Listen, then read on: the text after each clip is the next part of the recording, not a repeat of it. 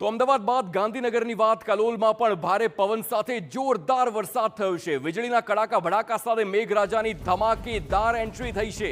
Pre monsoon એક્ટિવિટીના ભાગરૂપે ધોધમાર વરસાદથી વાતાવરણમાં ઠંડક પ્રસરી। વાદળમાં જે પ્રકારે વાદળ છવાયા અને ત્યારબાદ વરસાદ વરસ્યો અને આ વરસાદમાં બાળકો મોજ મસ્તી કરતા જોવા મળ્યા। કલોલ બોરીસણા ગરનાળા સર્વિસ રોડ પર ટ્રાફિક જામ પણ સર્જાયો। પ્રથમ ભારે વરસાદથી વાહન ચાલકો મુશ્કેલીમાં પણ મુકાયા, પરંતુ જે દ્રશ્યો જો સામાન્ય વરસાદમાં જ રસ્તા પર આટલા પાણી ભરાતા હોય તો ચોમાસામાં શું સ્થિતિ થશે તેની લોકોને ચિંતા છે। રસ્તા અને ગટરના નામે કરોડો રૂપિયાની ગ્રાન્ટનો ખર્ચ કરવા છતાં પાણી ભરાવાની સમસ્યા સર્જાઈ રહેલી જોવા મળી રહી છે।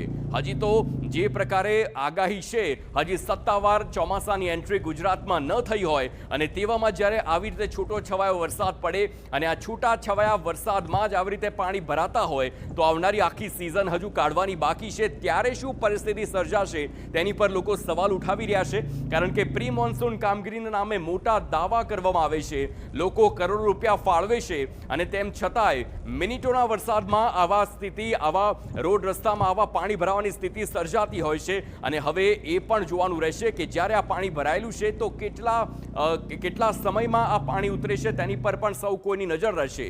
આપ જુઓ કે વરસાદ વરસ્યો ને તેના કારણે અનેક જે દ્રશ્યો સર્જાયા, ટ્રાફિક જામ સર્જાયો, પાણી ભરાવાની શરૂઆત થઈ ગઈ તો ગલીઓમાં બાળકો ખુશખુશાલ જોવા મળ્યા।